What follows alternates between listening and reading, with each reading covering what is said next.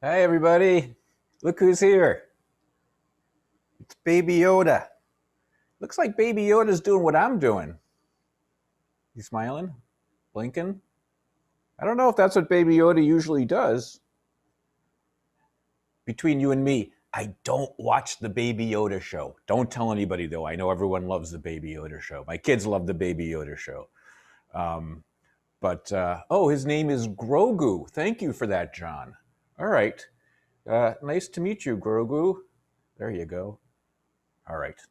It's about as much as I can do. As long as I have Baby Yoda here, I'll tell you that hopefully you got the email. There was a very small mistake made on the exam. It's my fault. I mismarked one of the answers.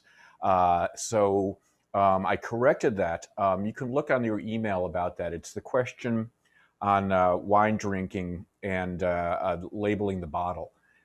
So go ahead and take a look at that. For most people, I believe it added a point. But if you got the question right, it added a point. But I think the mean went up overall. So hopefully, it improved your score. But I'm really sorry about that. It's a very small change in your grade. And for estimation purposes, we aren't going to change the grade range that I gave you. Again, that's all just a rough idea for you to see how you did. But it's not going to have any bearing on the letter grade very much at all. But I'm glad I took care of it. I think a student told one of the TAs, and the TA conveyed that to me. So thank you. Okay, hopefully you're doing okay. Oh, look, there's lots of questions. I assume these are questions for Baby Yoda. I guess he is kind of cute, isn't he? Yeah, he's doing whatever I'm doing. That's interesting. Is that what he does in the show? He does whatever the guy that holds him, the Mandalorian. That's what he does. All right. Anyway, his name is Grogu. Cessia says that she doesn't watch the Baby Yoda show either. I'm going to wait for Baby Yoda to have a variety show where he sings and dances. Then I'll watch it. Uh, somebody said, I guess I'm not allowed to say grades here, but it gave somebody 100% on the exam, that little change. So congratulations. Um, do we know what the final will be? Yeah, okay. So you're going to have, again, a range of days to take the final. I think what it's going to be, and this is not confirmed yet, I've got to kind of look at everything, but you're probably going to be able to take it between 12 a.m. Monday, so, midnight Sunday night, up until midnight Thursday.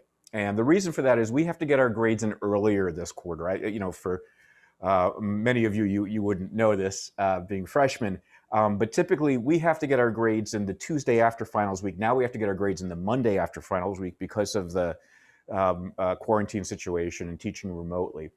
So I want to make sure I have at least 2 days to go through the exam, make sure everything's okay, double check your grades, and then assign a final letter grade. So I'm going to have to be able to start doing that on Friday morning, which means you're going to have to finish the exam by Thursday at midnight. And so you'll have a full 4 days to do it whenever it's convenient for you. And we'll do it the same way where you have, just a solid single 80-minute period to do it. And it will be the exact same thing we've done before. It's open book. You have 80 minutes, as I said. The only difference is there might be a few more questions, not a lot more, rather than, what do we have, 47, 45. It could be closer to 50 this time, depending on how much information I can go through in the next few classes. But that will, hopefully, help some of you. It's not, we're not weighting them differently. We just add up all the questions at the end to see, and then see how many you got right based on all those questions, and then we assign a letter grades based on how other people have done in the class. Okay, good. John says Baby Yoda does whatever he wants. Okay, is he a little pushy, Baby Yoda? He looks too cute to be pushy.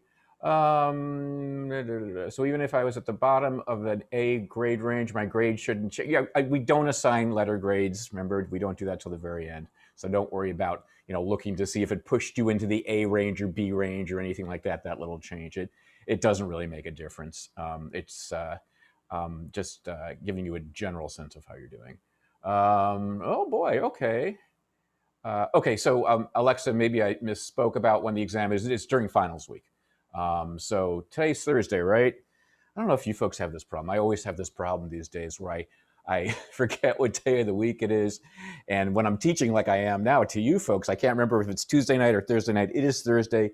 I teach again on, we have class again on Tuesday and on Thursday, and that's the end. And then you have finals week. Now, actually, that reminds me, I should say we do have discussion sections tomorrow and on Monday. And then the following week's discussion sections, we're going to tell you about that. There's no discussion sections because we don't have the Monday after that because that's finals week. But the TAs have graciously set up a review system for you that's going to help. And they'll tell you about that in discussion section tomorrow. Okay. Anything else? Yeah, the final exam will be on all the chapters that are in the book that we haven't covered. Okay, Marvin. All right.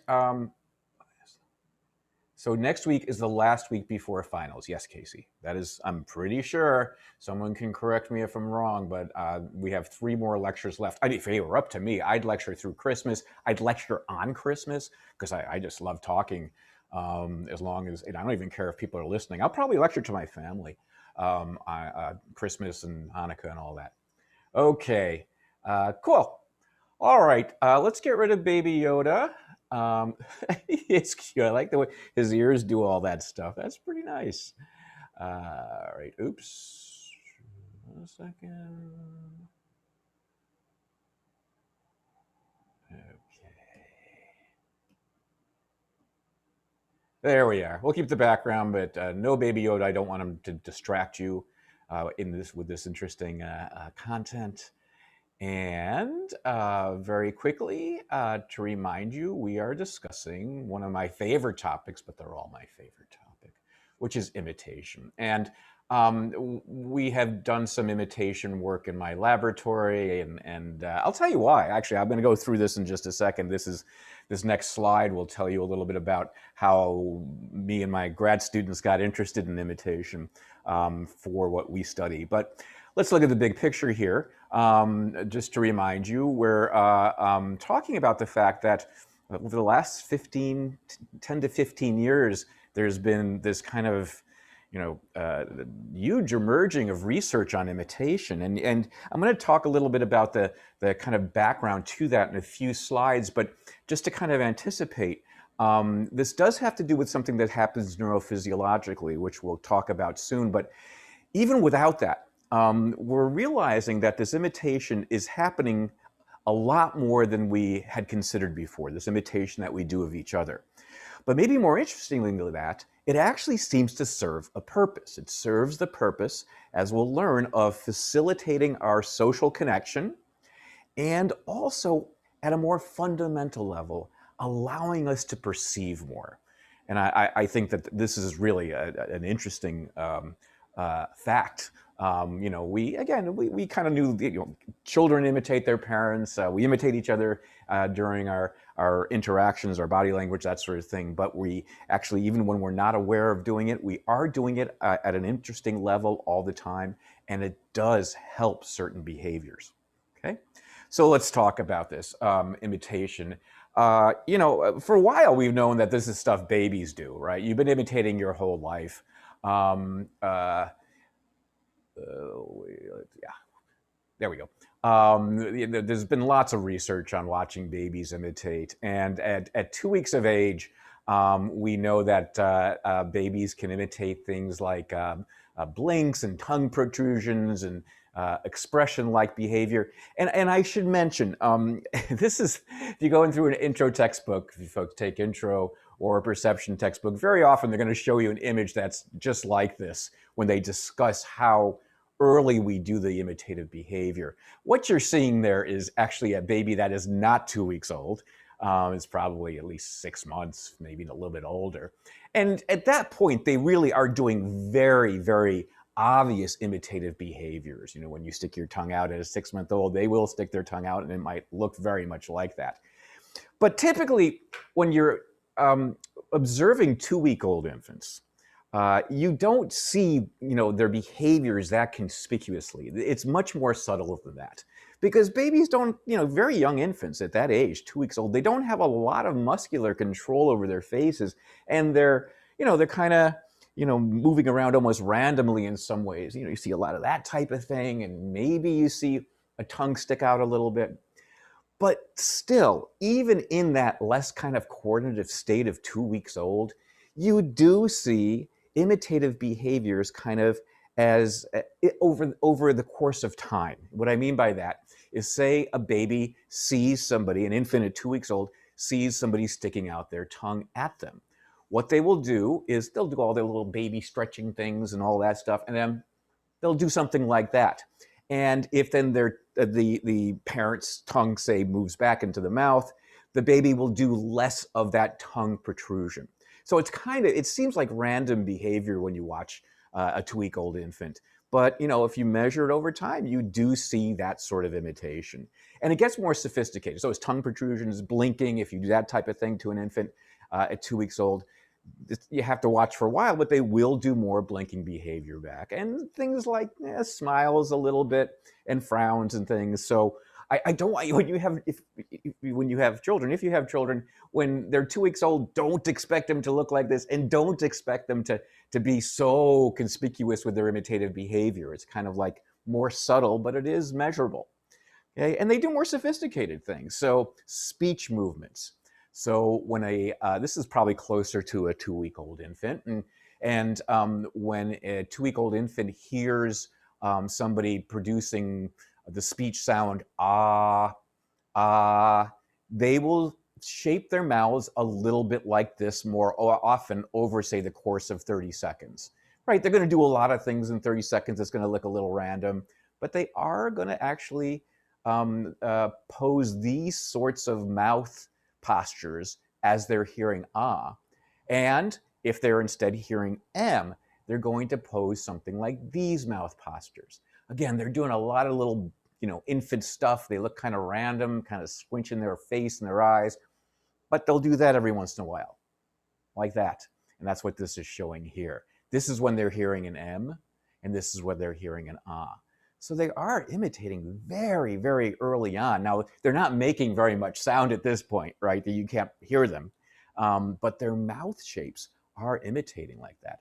And this isn't true just when the infant is hearing speech. It's also true if they're looking at a person's face who is silent.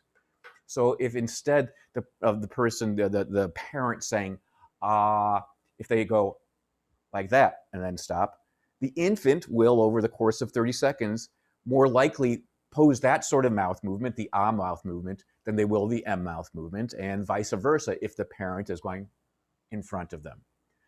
So this imitation of kind of mouth postures is based either on the sounds of somebody making speech associated with those mouth postures, or them looking at somebody. So as if they're, I don't know, lip reading or something, and they're kind of doing an imitative speech gesture back to the parent. And at 2 weeks old, that's about as early as you can test these babies, because their visual system is starting to work okay at that point, and their coordinative system, they start to have a little bit more coordination in their face. So at 2 weeks, they're already doing these sorts of things. So that's a little bit of the kind of developmental background of imitation. Now I'm going to go into what I was mentioning before, which is how this had a bearing on my laboratory, my research, and the grad students' research that we do together. And it has to do with language. And I mentioned that you might have before noticed yourself, when you're talking with somebody who has an accent, taking on that accent a little bit. And as I said, we now have a new project on this. It's going to be, I think, really fun to test out. But as it turns out, that imitation you do of other people's speech is actually happening even when you're not aware of that type of, kind of embarrassing situation. You might have noticed this, that if you're talking to somebody who has a more rapid way of speaking, you may have noticed yourself maybe speeding up your own speech a little bit. So I kind of talk fast. I'm from the Northeast, and, we're kind of, a little more jumpy than people like laid back here in Southern California. So I probably speak faster than a lot of other people. And when you, finally meet me in the fall, when you come up and say, hi, I was in your class, and we chat a little bit, chances are you're going to speed up your speech if you're used to being a Southern California slow talker. At the same time, I'm going to slow down my speech a little bit to kind of match yours. Now, they don't match exactly. I'm always probably going to be a faster talker than most people in Southern California. I'm kind of generalizing now, you know. But you get the idea that I'm going to slow down a little if I'm talking with a slow talker, and that slow talker is going to speed up a little bit in speaking to me. And so that's a part of the imitation that happens all the time. And it's more than that. It can involve also a kind of imitation of words. So what do I mean by that? Well, this is something that maybe is not surprising. If you're talking with somebody and they use a specific word to convey an idea, we have multiple words that can convey the same idea. And if they use that word to convey the idea, the chances are that you're going to use that word rather than another word to convey the same idea. So there's that type of imitation, even if we're not quite aware of doing it. What else? Well, I said rate already, so I'm going to jump over syntax. I said rate. And so, yes, we do match each other's rate. If I'm speaking fast, you're going to speak a little faster if you're a slow speaker, and vice versa. Okay, that makes sense. And then intonation, I'm going to get back to syntax in just a second, but intonation is kind of the melody of speech.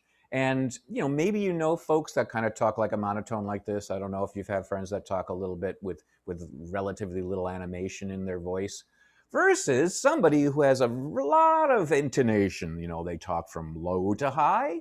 When they get excited, they talk like this. And when they get a little, more relaxed or sad, they talk a little slower, but also lower. So that intonation is something we imitate as well. If I'm a person who kind of uses a wide range of intonation, kind of talk low like this, oh, now I start talking high when I'm excited about things. If you're more of a monotone talker, you're going to move more towards a wide range of kind of melody of the speech, where I'm actually going to kind of truncate mine a little bit. So we imitate kind of what I mean, I guess the melody of speech is probably a nice way of saying it. And then accent, which you already know. This happens on a more subtle level, though, and we'll talk about how that works in just a second. But I do want to talk about syntax. It's a little bit of a technical term maybe for some of you. It's just word order in a sentence. So if I'm somebody who, I think most of us when we talk, we use what's called the active voice. So I'll say, the dog bit the boy, rather than, that's active voice, rather than the boy was bit by the dog, right? So, the one that does the acting, the dog bit the boy, is what we call active voice. And if I say instead the boy was bit by the dog, that's the passive voice. Maybe you learned that somewhere in high school. It's not important, the passive active voice stuff.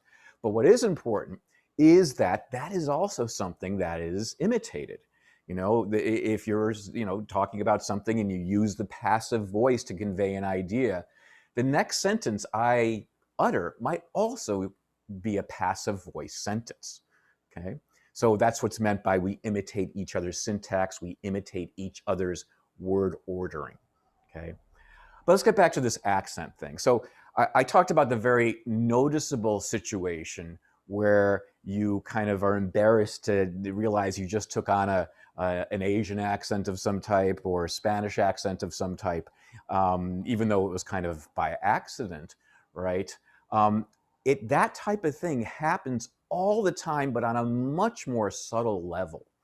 If you're talking to somebody from Texas and they have kind of that Texas accent, you might find yourself kind of just sometimes swinging into that Texas accent a little bit.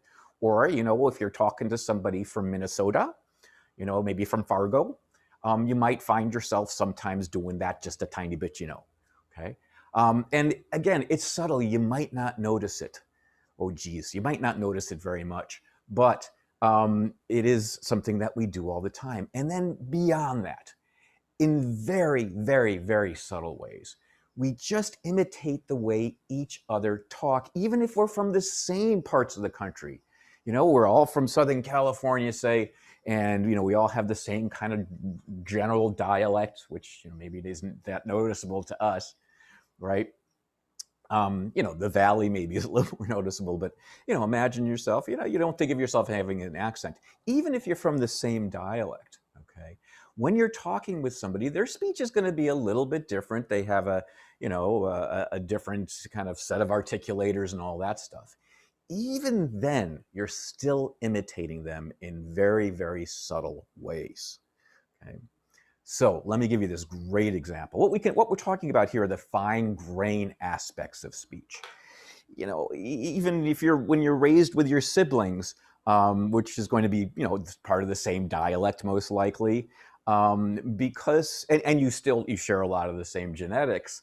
You're still going to have a different way of speaking because your articulatory system is still a little different from them. You've interacted maybe with one group of friends, and they've interacted with another group of friends or something like that.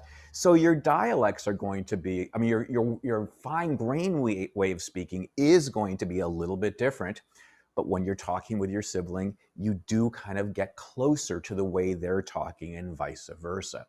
So let me show you how fine grained we're talking here. And this is exactly the sort of thing that got us really into this, because we just found this fascinating. This is research that came out probably in around 2008, 2009 at first. And what it had to do with was we're talking about very fine grained ways of speaking that are specific to our own manner. Okay, so let me kind of give you a little introduction to I guess what you'd say. It's called articulatory phonetics. Don't worry about that. It's a little introduction to the idiosyncratic ways we each speak. So I'm gonna teach you a little bit about how we produce speech to distinguish, say, a P sound from a B sound. Okay, pa from ba, for example. Okay, and so you can just articulate these to yourself. Hey, people are usually scared to do this in class. You're not in class, so you can do it at home, no problem. Say pa and ba to yourself. Pa, ba. What are the differences in the articulation as you do that? And just think to yourself, pa, ba. Well, there's a lot that's the same, right? Your lips are parting, and then your vocal cords are vibrating. Pa, ba. But you can feel a little bit of a difference, and you can certainly hear the difference. What is the difference? Well, the difference in pa and ba is called voice onset time. And that's a kind of fancy term for something that's, I think, very intuitive for you. And the idea is this. When you produce a pa, okay, we'll use this one right here, your lips part sooner, just a little bit sooner, than when your vocal cords start vibrating. So this is lip closure. The lips are closed here, and then they part. And this is vocal cord vibration or voicing. Okay, nothing's going on here. The vocal cords aren't vibrating, and then they start. And if you look at what happens to this relatively in time, okay, your lips part sooner than your vocal cords start vibrating when you produce a pa. And you can exaggerate this a little bit. Pa. In fact, what you might notice is before your vocal cords start vibrating, your vocal cords are kind of sitting like this, right? And when they start vibrating, they kind of close, and then they start vibrating. They catch the air and they start vibrating. But before they start vibrating, they kind of provide a little space for the air to escape.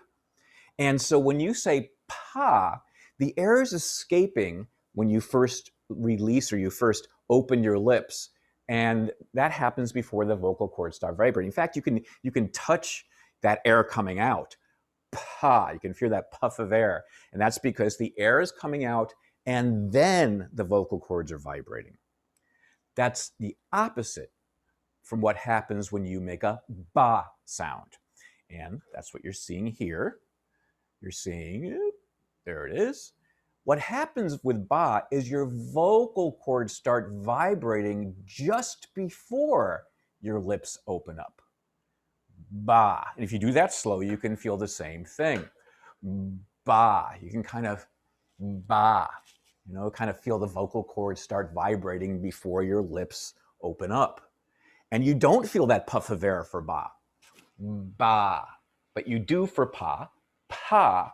Because For pa, again, your vocal cords don't start vibrating when your lips part. Your vocal cords are kind of separate, and they let the air out of your lungs go through the vocal cords, right? And then go out your lips. But for ba, the vocal cords are capturing that air coming out your lungs, okay, and start vibrating before your lips part, which is why you don't really feel that puff of air in the same way.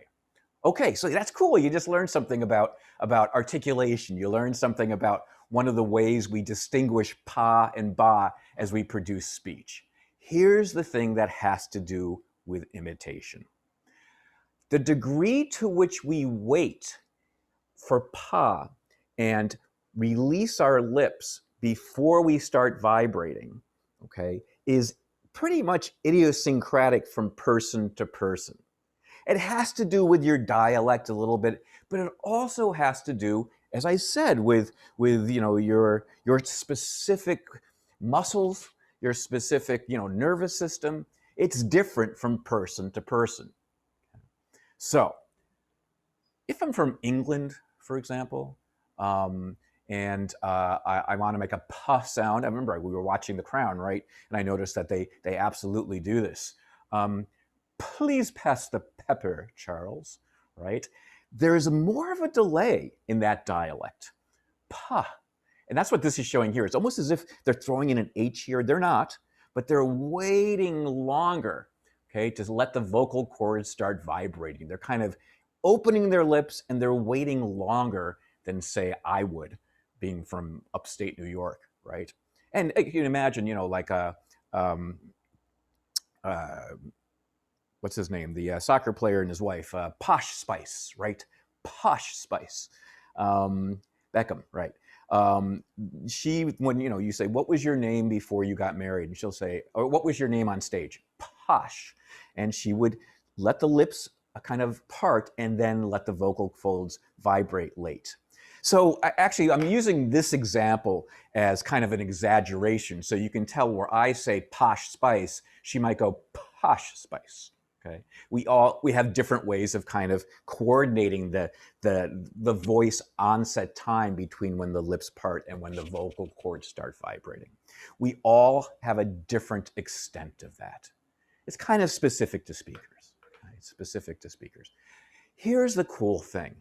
When you and I talk, we're going to have different kind of tendencies when we produce those P's. We're going to have a different delay here. But when you and I talk, we start to match that little delay. Okay? I mean, there's been no way that if you just listen to the way I made pa and you made pa, that you'd easily be able to hear a difference. But there is a difference in that little delay time. And when we talk with each other, those delay times start kind of going towards each other. If I'm a long delayer like Posh Spice is, and I'm talking to you who's a short delayer, okay, I'm going to start getting shorter with my delays, and you're going to get a little longer with your delays. And we're talking about tiny, tiny fractions of a second here. We're talking about 1/20th to 2/20th of a second. That's how small these differences are. Okay, so I might be a talker where I release my lips and then wait 2/20ths of a second to start letting my vocal cords start vibrating. And you do it faster. You release your lips and you do it 1/20th of a second. We're going to start moving towards each other. And that shift is tiny. It's measurable. I mean, we've measured it in our lab. It is tiny, but it is, okay, in fact, something that's measurable and replicable. You can actually shift your voice onset time 1/200th of a second to move it a little bit closer to the person who you're talking to. Okay, so that matches. And I mean, this is so tiny. It's much too tiny to be willfully controlled. And what I mean by that is you can't just shift. When I went Posh Spice versus Posh Spice, I wasn't even coming close to making a difference that at that kind of very fine grain level. But when you're talking to somebody, it's as if your brain, your nervous system, and your articulators can make that shift. In other words, your unconscious brain is doing more kind of sophisticated imitation of other people's speech than you could ever want to do consciously, right? It's happening all the time, which is really, really cool. And that's what got us into this. Oh my gosh. So this imitation, yeah, I mean, it's happening all the time, but most of the time it's happening at such a fine-grained level, such a minuscule level that it's unconscious to us. But even though it's unconscious, it seems to make a difference. And I'll talk about that now. What type of difference does it make? Well, we're going to kind of branch out a little, get broad here again, and talk about now other types of imitation. But do know that even though I'm going to talk about body language and things like that, that the type of imitation that I just mentioned with these very small little shifts in speaking style are also relevant because it turns out they can facilitate things like social connection and as you'll see, perception.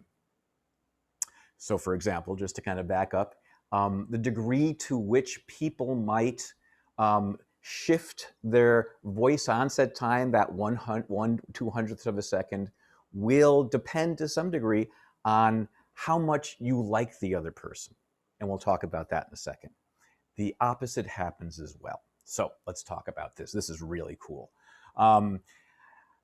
Imitation. This imitation we're talking about, whether it's this subtle speech imitation we're talking about or the body language imitation that I'm going to use as examples here, in a sense, make you a better person. And this is what I mean by that. As I've been hinting, the imitations facilitate social interactions. And so here's one of these great experiments that you already know a lot about. We can actually use the exact same methods that we used last class.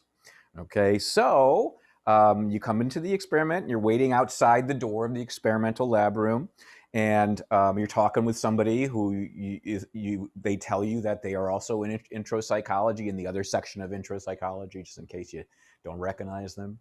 And you chat, and you say, okay, we're here together. And then you sit down in the room, and you have the same task as we discussed on Tuesday. You're looking at these sheets of paper, and you're asked to describe them to each other, so the other person could potentially draw the picture that you're describing, and vice versa. But here's the deal: you and I know, okay, subject doesn't, but you and I know that actually one of these people is actually a confederate of the experiment. And they're going to do something that's different from what we discussed on Tuesday. Remember on Tuesday, we discussed that they were actually going to perform a behavior to see if the naive subject copied it, if the naive subject imitated it, and the answer is yes. But now they're going to do the opposite. They're going to closely watch your behavior and do a little imitation of it. Okay, so it's kind of the opposite. You're going to be kind of leading the behavior which the confederate is going to imitate. Okay, and so as you can see, this subject here, pretend like this is the real subject, Alan Alda, and this is the confederate. And the real subject, as he's reading the papers, he does this sort of thing, and then he finishes, and then it's the confederate's turn, and they start kind of describing their picture, and they do a little of this too. Now, this is going to be important. It has to be an imitation that's not so conspicuous that it's really, really obvious they're being imitated, right? So it's going to be delayed, okay? So it's not going to be right away, and maybe a little bit more subtle. It's going to have to be very, very natural seeming to the naive subject. And when that happens, versus when it doesn't happen, when the confederate doesn't do this, the person who is naive and has been imitated reports liking the other person more after the experiment's over. And they consider the interaction more successful if they have been imitated a little bit. Okay. Again, it has to be at this unconscious level. You can't, you can't notice that the other person's really imitating. It's not like the sort of imitation that you did with your siblings to get on their nerves. It's not like that. It's kind of a little bit delayed, and it has to seem very, very natural. Okay. So after the experiment, they asked the real subject, okay, what did you think this was about? And they answer, and they say, okay, what did you think of the other person? They said, oh, it seemed like a very nice person. especially if they were being imitated by that person. And how successful was the interaction? Yeah, we did a good job, I think. I think if we were actually asked to draw the pictures, we'd be able to do that. And that would be a more likely answer if they were being imitated. So yeah, being imitated actually facilitates your experience of the interaction. And I don't know if any of you have ever taken like a serious sales course, if any of you have like worked at retail or something like that, where they try to teach you to try to boost sales. But it is sometimes the sort of thing that people learn in sales training, that if you can do a little bit of imitation or use the people's words, that sort of thing, that it might help sell products. We'll talk about that possibility now. It turns out that this type of interaction, being imitated a little bit, can facilitate agreement.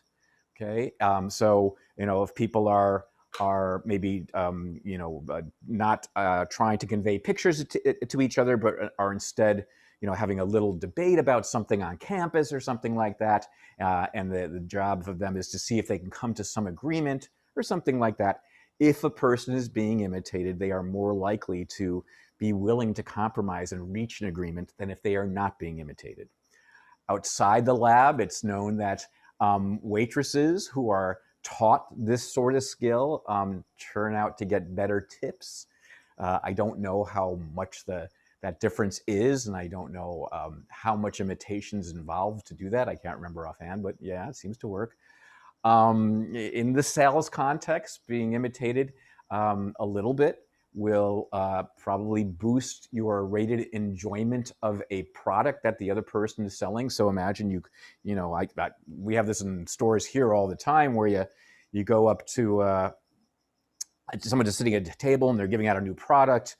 Where I live, very often it's water or maybe flavored water, but for some reason, or it's derived from something weird like I don't know, avocado or something like that. I don't know, but you're asked what you think, and for me, I very often, if it has a flavor, I'm not crazy about it.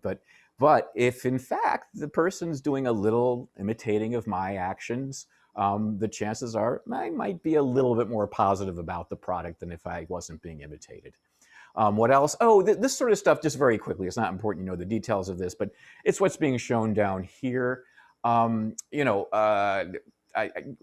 rarely I think we interact with avatars, meaning kind of simulated salespeople or simulated help on, when you're interacting with the airlines or interacting with a store or something like that. But someday you might. Not just talk to a robot on the phone, but actually see the robot or see the simulation. And what they have found is that the interactions work better if, in fact, the simulated face, the synthetic, avatar, can imitate your face a little bit, which is why you're seeing, this camera here. This camera is actually recording the facial expressions that are immediately then affecting the avatar's face here. And people who have a little bit of kind of expression imitation done of them, even in the avatar context, will likely rate the interaction as more positive. It also works with voice, by the way.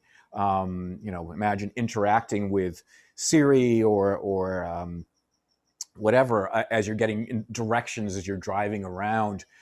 They have worked to try to get the voice to sound more like yours. So if you're talking quickly, they would like to be able to have the responses in Siri talk more quickly. I don't think these things have been implemented yet, but that is something they find actually facilitates the interaction a little bit. So even when dealing with known synthetic individuals, fake voices, fake faces, it does seem to help.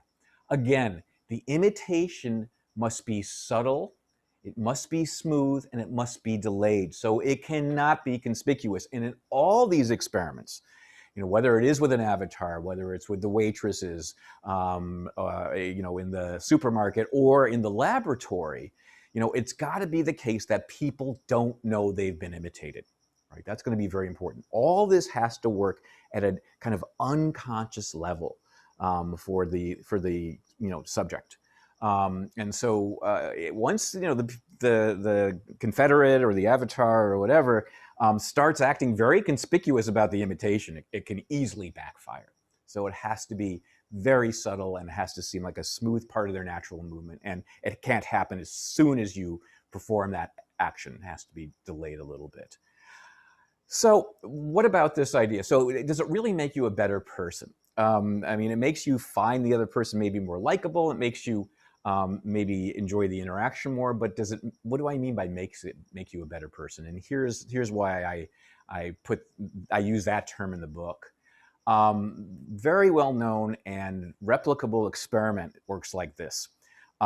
Imagine it's this experiment again. We'll go back to this one where you're ostensibly just describing pictures to each other, but in this case you're being imitated, or you're in a group that is being imitated. There's probably a control group where the real subjects are not being imitated by the Confederate, right? Okay, so we'll keep them in mind too.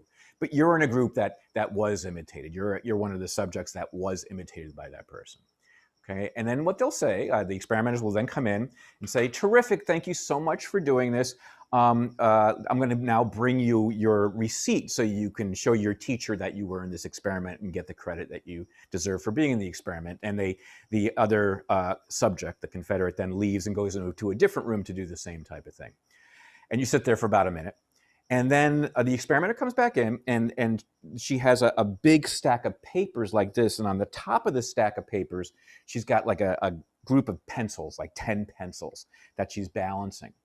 And as she comes in, she kind of trips a little bit, and the pencils go all over the floor. And they go over the floor near you. So the question is, do you pick up the pencils? And if you pick up the pencils, do you pick up as many as you can? So, oh my gosh, I can't believe I did that, says the experimenter. And as the experimenter is kind of turning around to put the stack of papers on the table to then come back and pick up the pencils, how many of those pencils will you pick up? And the answer depends on whether you had just been imitated. Okay? So, what I'm saying here is that being imitated actually not only facilitates your impressions of the interaction, your impressions of the person who imitated you, it kind of changes your behavior towards others, right? This is an experimenter now coming in. This is not this other subject, somebody you just met, but because you've been imitated, okay, you're more likely to pick up more of those pencils than if you were a subject that had not been imitated. Right, so this is the famous pencil dropping experiment, so you never forget what this is about. But it works in other contexts too. I mean, it's been replicated in other contexts. Imagine now, here's what happens. You're, again, in this experiment, and you're in the group that's been imitated. You're one of the subjects that's been imitated. And you go now into a different room and wait for, in this case, we'll say you're not going to get a credit slip for participation. You're actually going to get paid. You're going to get paid $10. And well, okay, yeah, let's do it this way. You're getting paid $10, and then you're later going to get a credit slip so you can do both. All right, so you're sitting there, and in comes the experimenter, and they give you your $10, and it's in singles. Okay, so you have 10 singles there. And then they say, oh, I forgot your credit slip. I'll be right back. I'll bring that to you too. She leaves, and you're sitting there with your 10 singles, and you notice on the table there's a little bucket there, a little like the sort of thing you see at a cash register, and there's a sign above the bucket that says, consider donating some of your money, some of your subject money, to feeding the homeless. Okay, and it's like this sort of display you would see at the supermarket. Maybe there's a picture of a child or something like that on it. And the question is, do you donate some of those singles to the cause? Well, you know what the answer is going to be. Okay, probably most people might. I don't know, depending on their current situation or whatever. That's fine. But how much?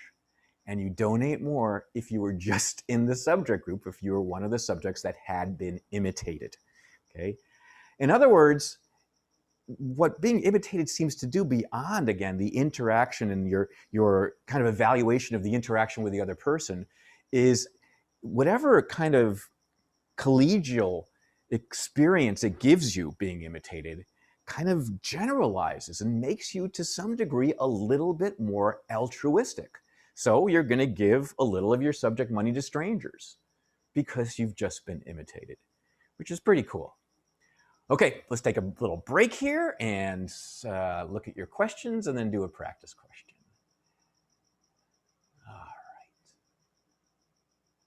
All right. Yes.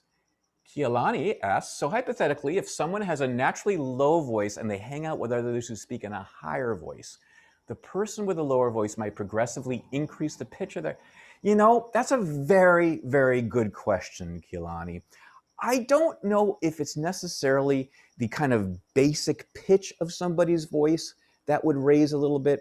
What I mean by the intonation is how much their voice kind of fluctuates across the pitch. That's what's really meant by intonation. So, you know, you've probably heard people that talk more kind of like a monotone, almost a little bit like a robot. Okay. Or people who sometimes talk high when they're excited and talk a little bit lower when they are, you know, less excited, when they're more relaxed or a little sad, right? So the first example is a kind of very, you know, restrained sort of intonation, and the second type is a much more, you know, kind of broad intonation. Those are the things that match. I don't know if necessarily someone will kind of artificially raise their voice very much and lower their natural pitch. That's kind of a hard thing to you know, persist with, but they will change. You know, so if you're a low person and you do have more of a monotone voice, okay, you'll be less monotone when you talk to somebody who has more of a fluctuating sort of intonation. It's a very good question. In class, we were sharing, and the girl before me spoke like a Valley girl, and when I spoke next, I unintentionally spoke like a Valley girl, or yeah, girl, Alexa. And she thought that, okay, so, you know, Alexa, this is really interesting, because here's the thing that we're actually asking in the laboratory.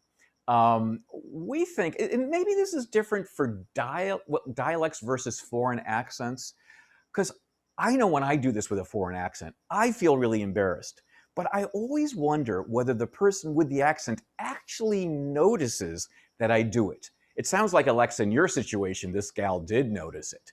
But I don't know when people have foreign accents if they notice it. And it's something that we're actually now studying in the lab. But thank you for that anecdote. It could be that it's different for foreign accents versus dialects that don't really involve foreign accents. That's a really interesting anecdote. Thank you.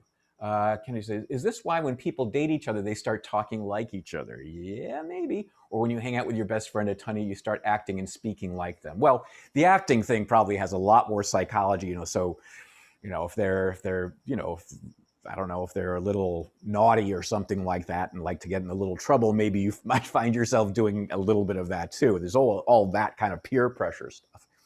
But this happens on a much, you know, kind of more subtle level. We're talking about, again, I think that the example you need to kind of think of as you go through this is that little voice onset time thing, that little shift. So you delay your vocal cord vibrations just a tiny bit more than you normally would. We're talking about it at that type of level as well. So it's much more subtle, you know, than the sort of, you know, acting like your friend thing. But the speaking like that, yeah, absolutely. Start talking like each other, absolutely.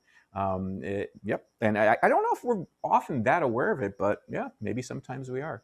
That's great. Thank you very much for your examples. That's wonderful. Okay, let's do a poll. Yeah, I could give you that one right there, couldn't I? All right. Let's see. Yeah, let's see. Hold on just a second. Yeah, let me do this.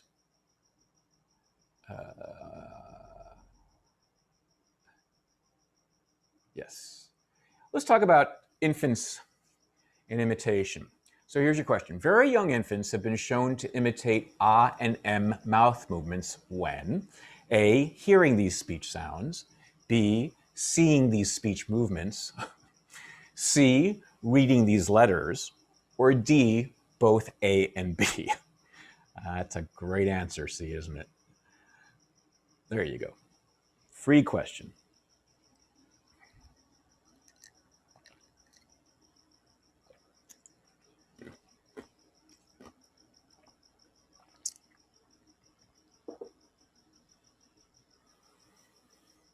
Too cinchy.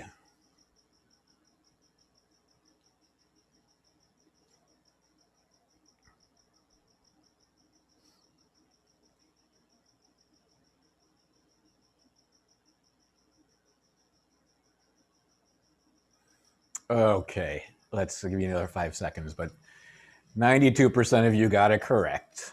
The answer is clearly both A and B, so the correct answer is D. Yep, you do. When you hear these speech sounds at 2 weeks old, you start, kind of tending towards the mouth movements of what was needed to make that speech sound. So ah versus M. And that's not just true with the hearing the speech. It's true if the person, typically a parent, has their face in front of your little baby face and they're not making a sound, they have their mouths opened to make an ah sort of sound or closed to make an M sort of sound, even though they're not emitting any sounds. They're not emitting sounds that could drive that. So it's like the baby's, I don't know, maybe at least lip reading a little bit or just, copying the facial shapes that they're seeing, whatever. So the correct answer is both A and B. That reading the letters, I remember why I put that in there years ago. And I should change it now because it isn't as funny as it used to be. So there used to be this thing on TV, my kids and I used to love it, called, it was an advertisement for a system called Your Baby Can Learn to Read before he or she is 1 year old. And I don't think babies can learn to read. They might be able to recognize some letters at that age, but it was sold as your baby can read, which is why that answer's in there. It doesn't make a lot of sense anymore.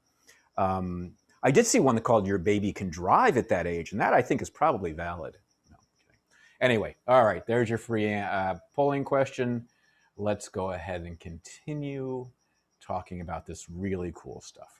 So we've already found out that this imitation that we're all doing, and all doing at a very subtle level, does have kind of social ramifications. It helps us like the person better. It helps us think the interaction is more successful. And then this cool stuff where it actually generalizes and in some ways, kind of makes you a tiny bit more altruistic, which is, really kind of impressive. But I'm also really interested in this aspect of it, which is the fact that it not only makes you a better social person, not only makes you a better interactor socially, it actually helps you at a more fundamental perceptual level. Okay, and this is what I mean by that. And I think I'm going to do this. What I'll do is I'll make it intuitive for you first.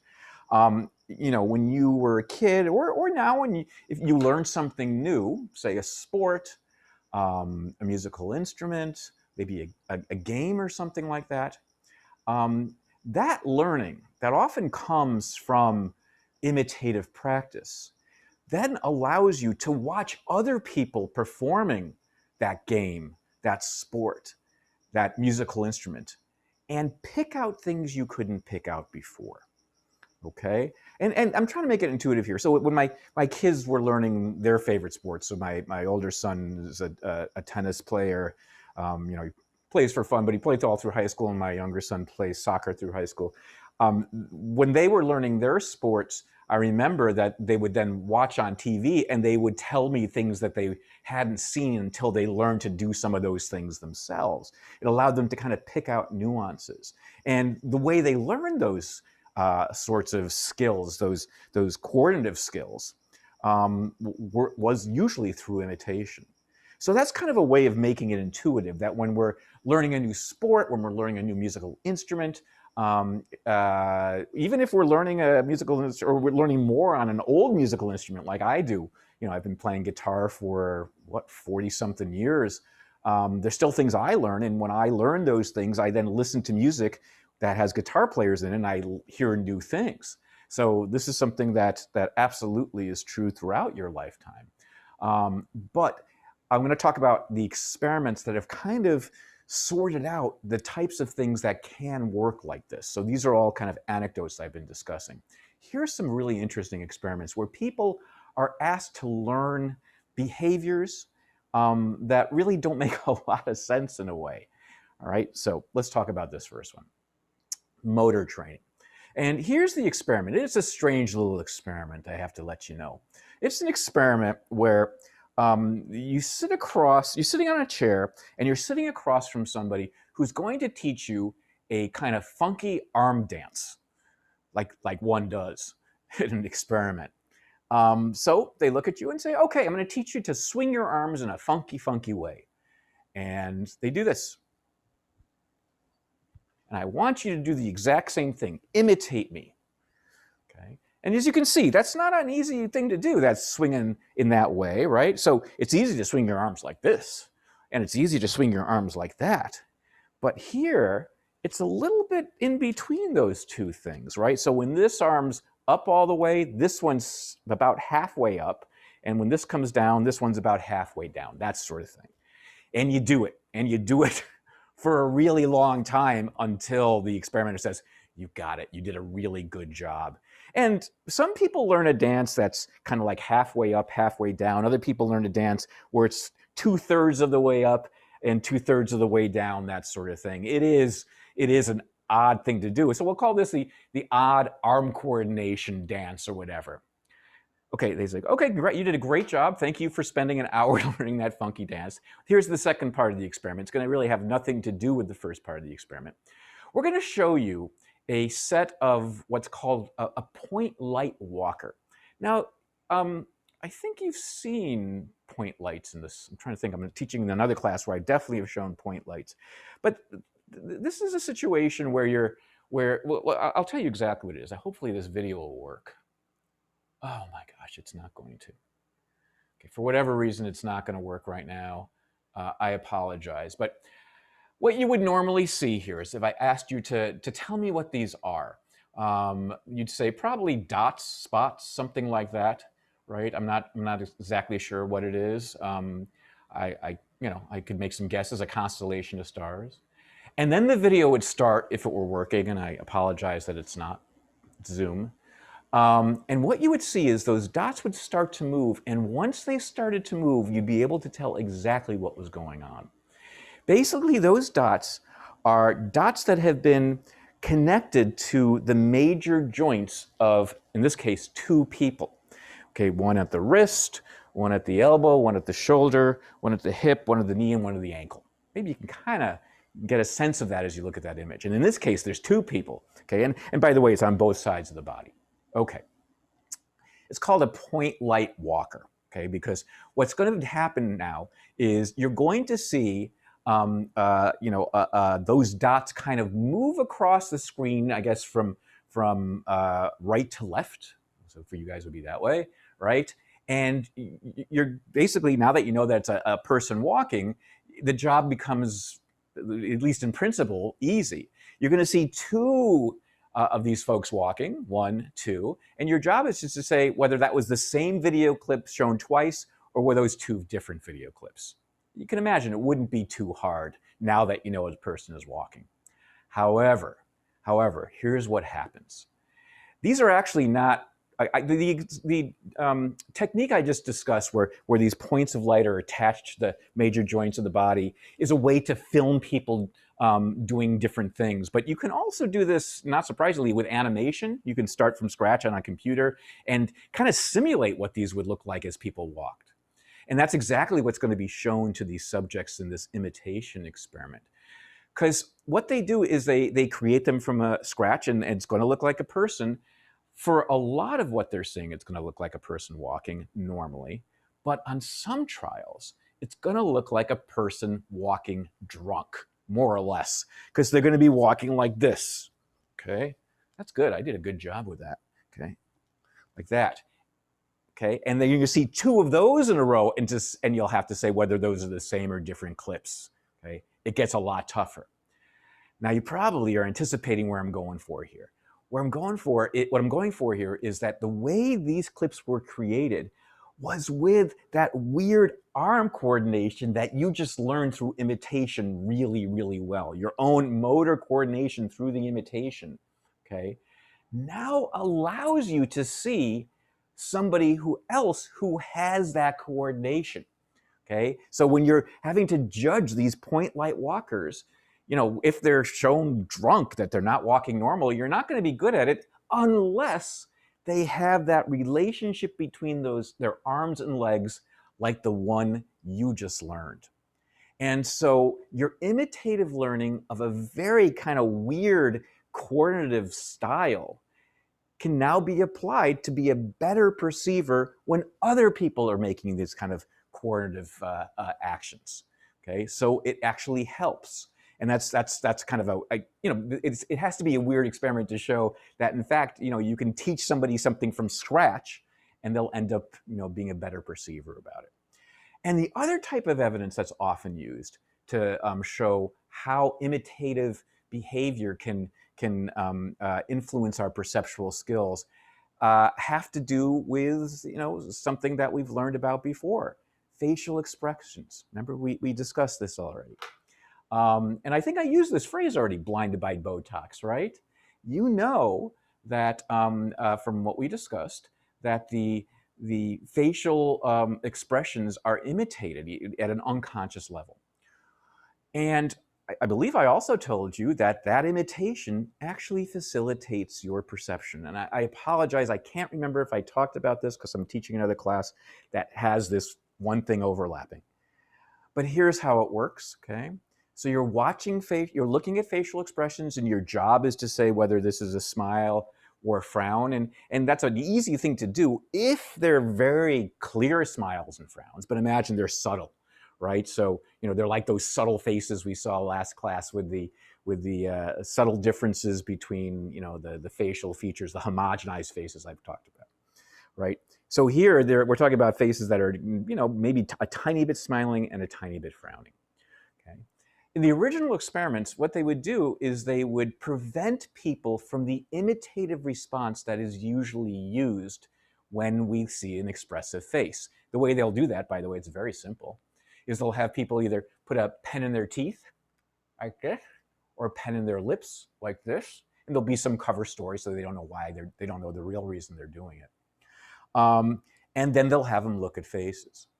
And what you find is if they are looking at smiles, very subtle smiles, and they have the pen in their lips, because they are prevented from smiling at that very subtle level, they'll have more difficulty recognizing a smile. Now, clearly, if somebody's smiling very broadly, it's easy, but we're talking about very subtle differences between smiles and frowns. If, on the other hand, it's a very subtle frown you're looking at, and if you were looking at it, these muscles would be engaged up here that would do the imitative response, right? If, in fact, you're constrained so you can't do this, and in this case, what we're going to do is we're going to kind of force your mouth into a smile. I can't now do the imitative frown. And when that happens, I have a little trouble recognizing frowns. Blinded by Botox, if I didn't mention it, is the idea that individuals who've had Botox, and what Botox does, it numbs the muscles a little bit, and I guess it works. My wife and I have a very close friend who's been doing it for years, and she absolutely swears by it. She thinks it makes her look younger. Okay.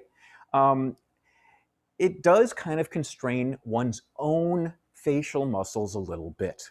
I guess it basically numbs them for some period of time. If you get an injection here and here, it does numb the muscles a little bit. So she can't do the kind of imitative response when she sees a smile. Okay, she can definitely tell when we're smiling and frowning and all that sort of stuff. There's no problem with that. But if she were shown these very subtle little faces that were distinguished on very subtle expressions, she would have more trouble doing it because her own facial muscles were in fact restricted with Botox. So that's what I mean here by blinded. You're not completely blinded to expressions, but you are made less sensitive to perceiving other people's expressions when Botox has been injected into your smile muscles and your frown muscles, which is very often where it's done.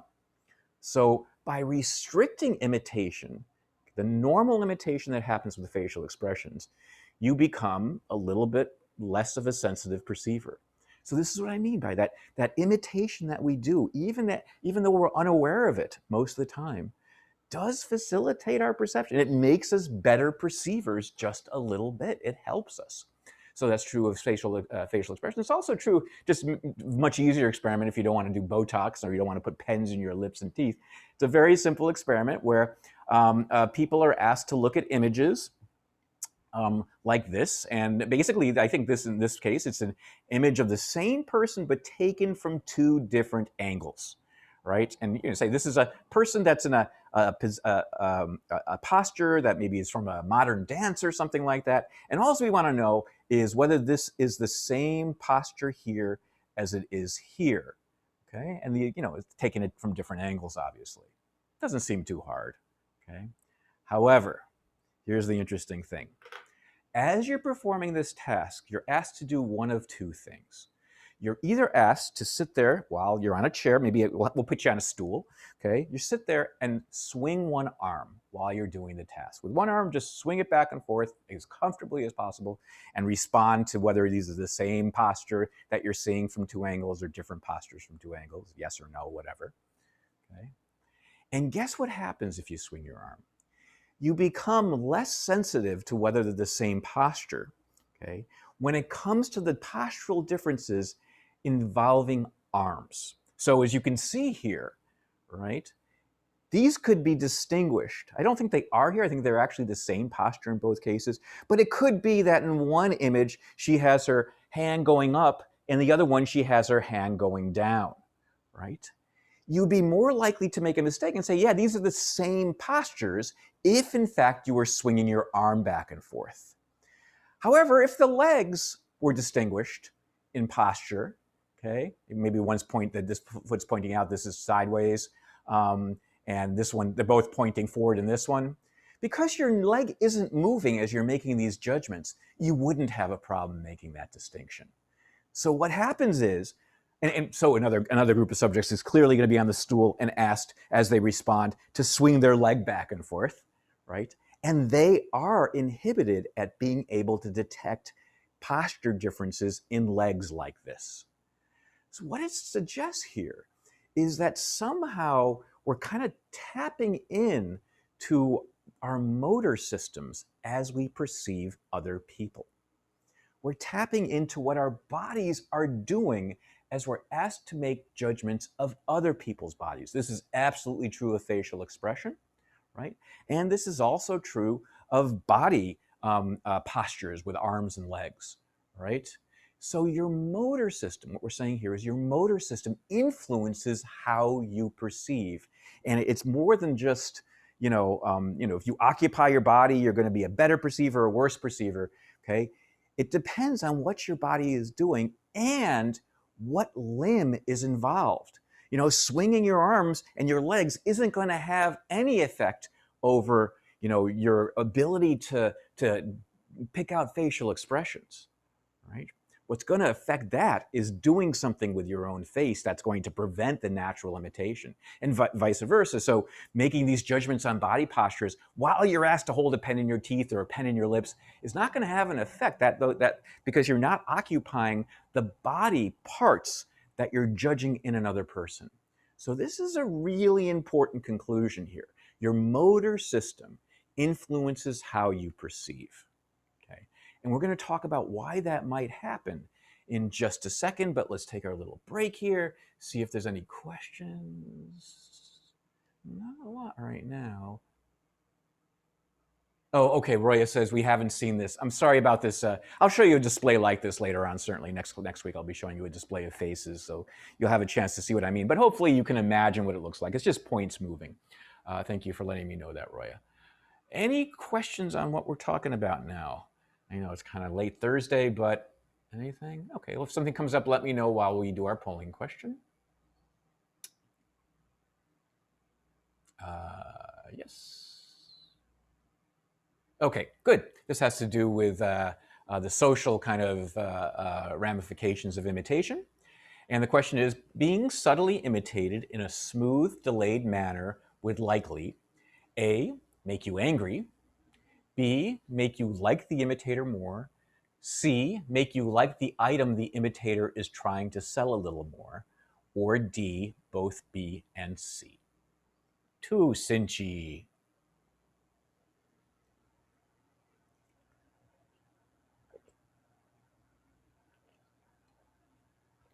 Yep.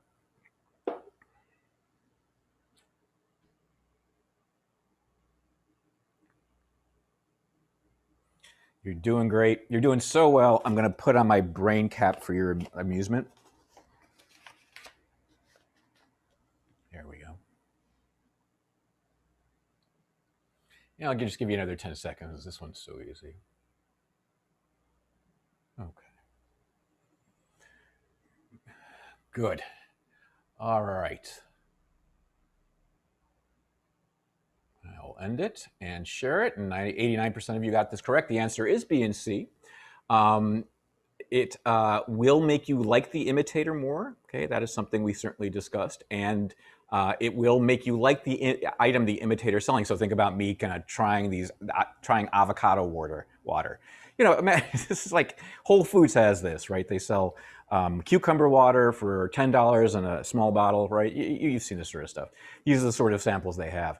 And in fact, the research would show I would like the cucumber for $10, cucumber water for $10, a tiny bit more if the person was subtly, slowly, in a delayed manner, maybe imitating my body language, which is going to be something like that if I'm drinking cucumber water. So the correct answer is D. Okay. All right, looks like there's a few more questions here. Let's answer these and then get back to the lecture. Ew, avocado water, Roya says. I kind of made that up, but I know they have $10 cucumber water if you're interested. I'm not judging. Alex says, maybe if you subtly imitate my texting, you'll get me to buy the cap. Oh, I forgot. I was going to post this cap for you. You don't have to buy the cap. You can take it for free and amuse your friends and confound your enemies, Alex. So that would be my pleasure. I've been meaning to post this brain cap for you. Thank you. Okay, let's go back and talk about the brain a little bit. And this is going to be really fun. It's fun to play with the brain. We're going to kind of follow this up, that the idea that you use your motor system to perceive. And the way we're going to do this is not constrain your body. We're not going to have your mouth do something or your legs or arms do something.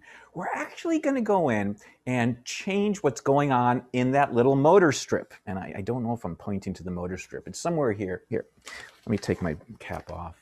Although it does make me look less bald. Yeah, here it is, the motor strip. Oh, shoot, it's green. Okay, the motor strip's right here. You can see it, right? Okay, so that's what we're talking about. We're going to use our favorite toy, which is transcranial magnetic stimulation. Again, this is so fun, right? You can break somebody's brain in a very specific area for a short period of time without any kind of long-term effects whatsoever. So, you know, this is going to be fun. So we're going to create a temporary lesion using TMS, and we're going to swing those little mouse ears around so it's on the side of the head right above that little motor strip that I just showed you.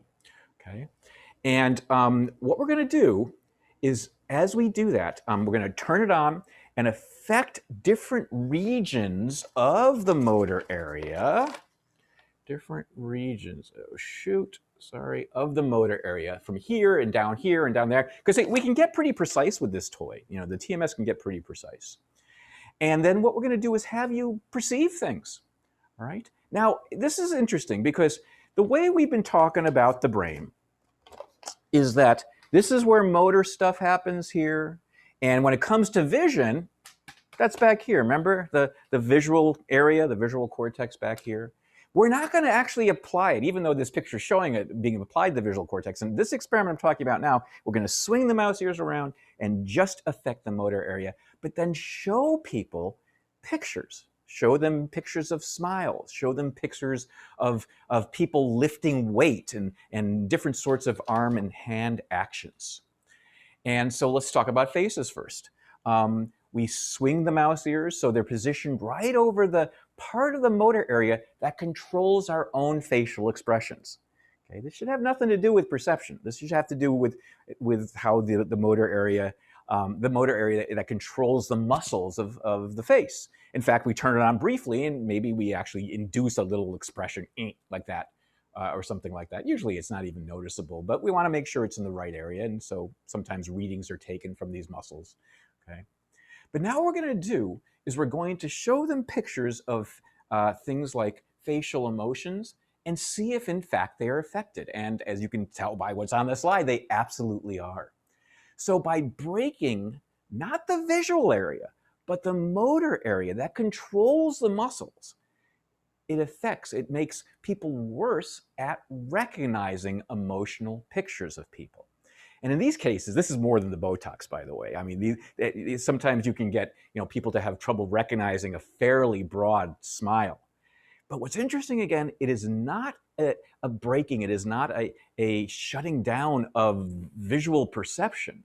It's shutting down of the motor area that would control one's own muscles. So it's really kind of curious, right? Kind of goes along with this idea that you use your own motor system to perceive. What else? Well, I mentioned this already. You now swing the ears down a little bit, still on the motor strip, but you swing it down a little bit, and you make sure it's right over the region that controls arm movements, muscles in the arm. Okay, and you can maybe turn it on for a second, see if there's any little jiggling there. Yep, there is. Okay, but now you show people pictures of weightlifting.